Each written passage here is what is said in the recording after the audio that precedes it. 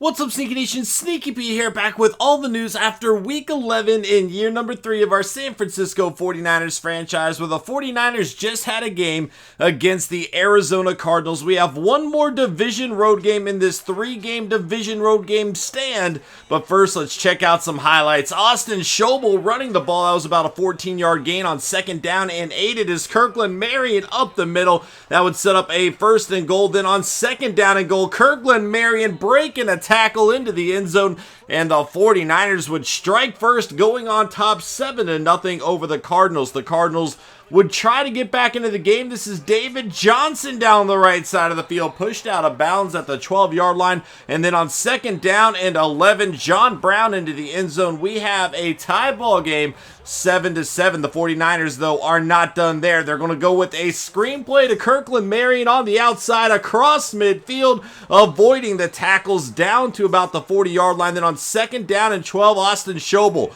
once again showing the wheels. He will slide down at about the 26-yard line. Then Kirkland Marion into the end zone, touchdown for the 49ers, his 2nd of the day, and they would go on top 14-7 over the Cardinals. 49ers would get the ball back, and now it's Dimitri Todman, a 55-yard touchdown, as the 49ers take a 21-7 lead over the Cardinals. The Cardinals, though, have a powerful offense, and Carson Palmer was on fire in the first half, finding Patterson there. That would set up this field goal, but it left a minute on the clock for the 49ers to work with, and Austin Schobel and Willie Snead are putting that minute to use on 2nd down and 10. This is Shaquan Fryer, as for the 2nd straight week, the 49ers score 28 first half points, the 5th touchdown of the season for Fryer. Early on in the 2nd half, though, it's Deion Buchanan getting the interception, and much like last week, the 49ers offense started to stall a little bit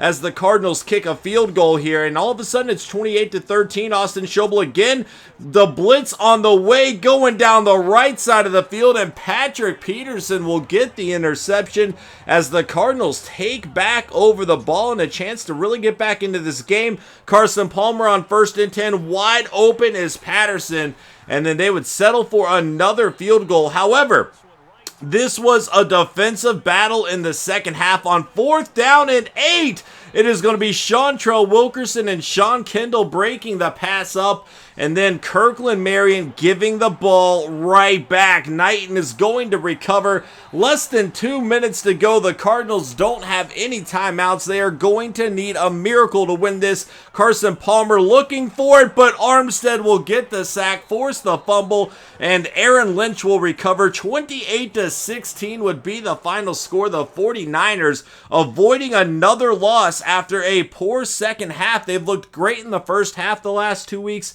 and have been held scoreless in the 2nd half. Overall, it was enough to get a win this time, but going up against the Seahawks, that could be a different story. The Seahawks are on a roll right now. We'll get more into that in a second. The questions of the day. NYEA, is Kessler's starting job on the line with how Schobel has been playing? Even if he's not playing as good as Kessler right now, with the idea that maybe he could improve more.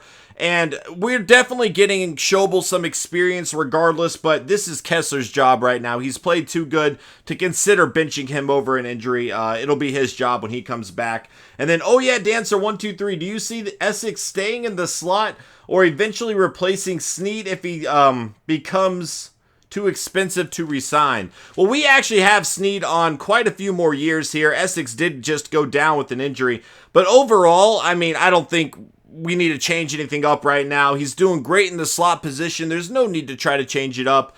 I kind of like Willie Snead on the outside for now, and if something needs to change in the future, we will, but for now, it should be okay. The Dolphins get the win, 41-25 over the Colts. The Dolphins now 8-2 on the season. After bringing in Drew Brees, the Colts are now 5-5. They had been on a bit of a winning streak, but going into Drew Brees, not an easy task. They did only go 7-9 last year, so already, the signing of Drew Brees, who just won a Super Bowl with the Saints, paying off. Torrey Smith is going to get another touchdown here. He's having a pretty good season so far for the Colts. Jones will lead the way in tackles. Sacks, DeMarco Pema is going to get one. Interceptions, nothing taking place there. And then fumbles forced and fumbles recovered. 1 fumble forced and recovered by Earl Mitchell. 38-17, you got the Vikings with a victory over the Bills. The Vikings are now 5-5 on the season. The Bills are now at 6-4. The Vikings only went 4-12 last year, so much like both the Dolphins and the Colts, they've already have a better record than what they ended with last year.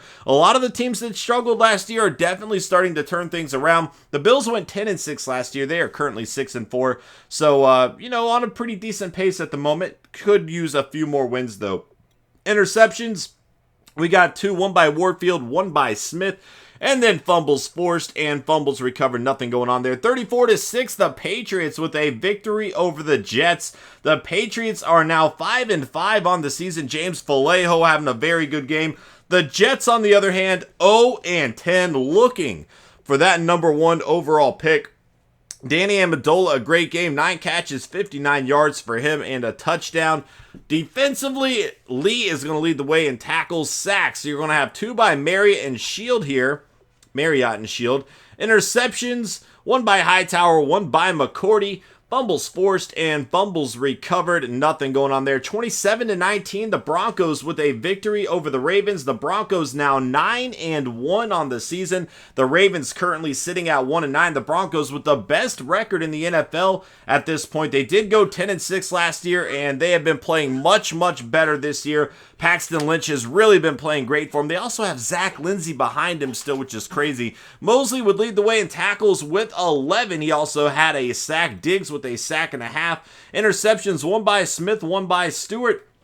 Fumbles forced and fumbles recovered. Nothing there. 25-23, the Seahawks with a victory over the Bears. The Seahawks, though, on a bit of a winning streak here. They are now 6-4 on the season. The Bears fall to 7-3. Antoine Street continues to play great for the Bears, though it just was not enough today. Seahawks defense helping them out a little bit.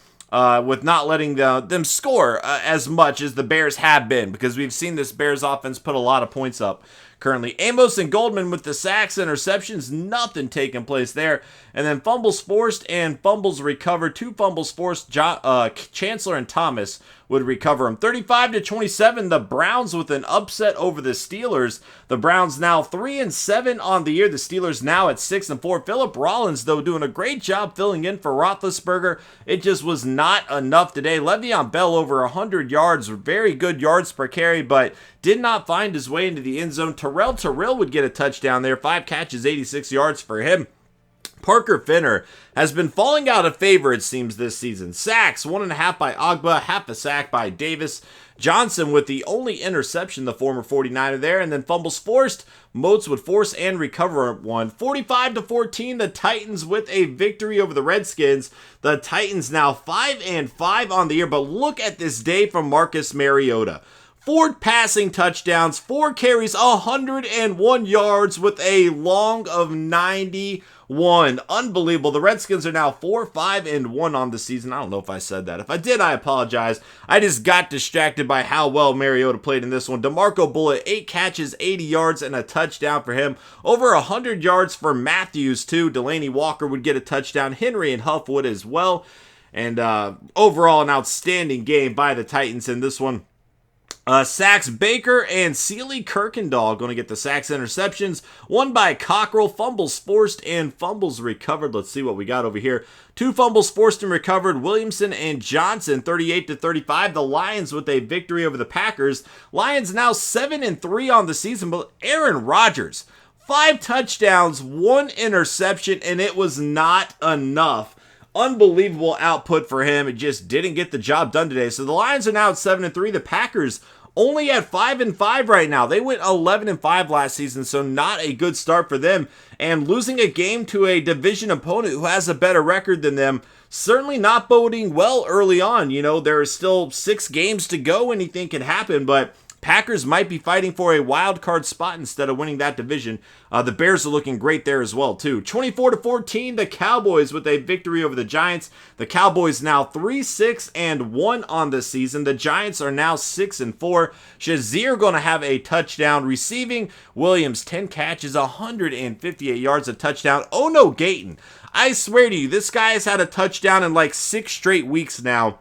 He is absolutely killing it for the Cowboys. Vernon with 2 sacks. Going to have a few Cowboys splitting one there. No interceptions on the day. Fumbles forced. We got one by Petaway. It would be recovered. 37-20. The Chiefs with a victory over the Chargers. The Chiefs now 7-3 on the year. The Chargers now 3-7. Since going 14-2 2 years ago, things have been going downhill. They only went 8-7-1 last year, and now sitting at 3-7. It's just not happening for them. They do have a lot of very good young players on defense, but they need to start addressing their offense a bit more. Phillip Rivers is getting a little bit older in age, and I think that's starting to affect them more and more. No interceptions on the day. Fumbles forced and fumbles recovered. One by Parker, it would not be recovered. 31-17, the Bucs with a victory over the Eagles. The Bucs are now 4-6 on the year. The Eagles are now 4-6 on the year. Both teams went 7-9 last season. Zach Ritchie, 2 touchdowns, 1 interception. Bridges and Winston would each run for a touchdown. Winston also did fumble the ball, though. Receiving, Dorial Green-Beckham, 656 and a touchdown. Ertz with 569 and a touchdown. Randall would get a touchdown there, and Connor would have one. Defensively, Watkins leading the way in tackles. Sacks, we got 2 by Connor Barwin, 1 by McDonald. Interception, well, we got a lot of half-a-sacks here, actually. Interceptions. Let's see. Whoop.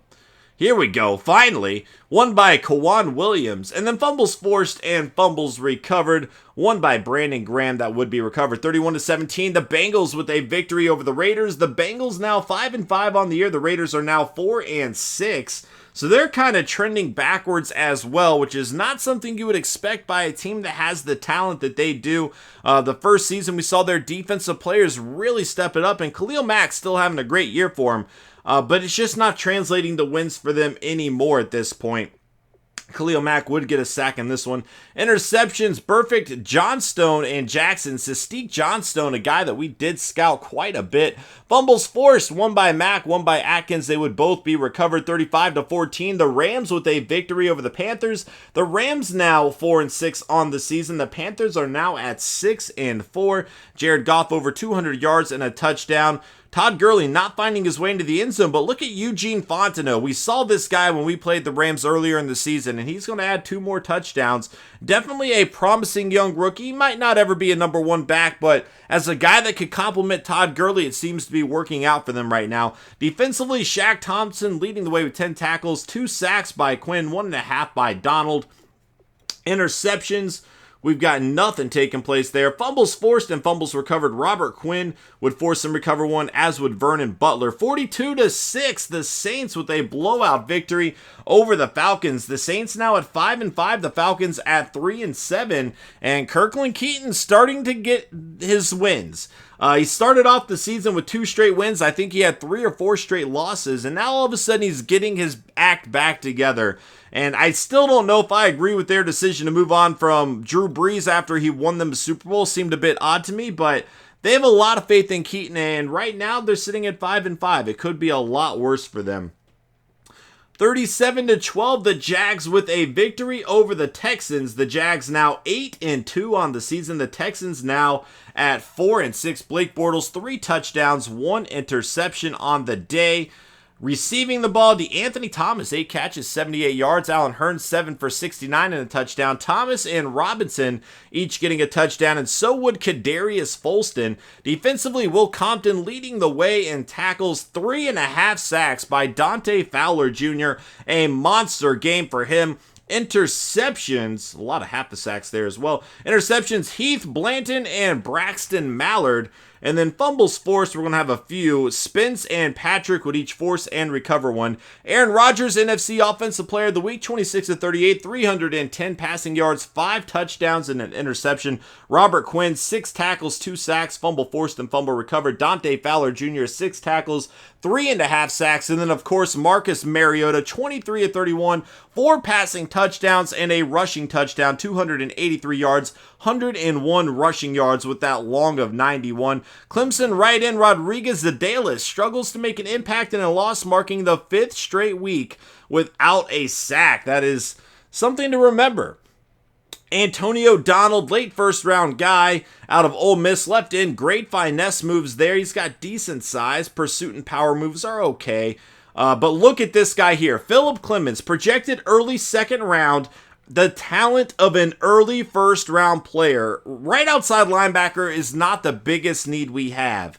But if we're picking in the late first round, this could be excellent value and definitely a player that we are going to have to look at with that great hit power. We've already looked at the Seahawks lineup. This is a team on fire. It is not going to be an easy game. 49ers, 1-1 on the road in these division battles that we've been taking place. We've been looking great in the first half, horrible in the second half. We have got to change that for this upcoming game, guys. Thank you so much for watching. Thank you all for still supporting this series after the last video that I made. Hope you guys enjoyed, and I will catch y'all later. Peace.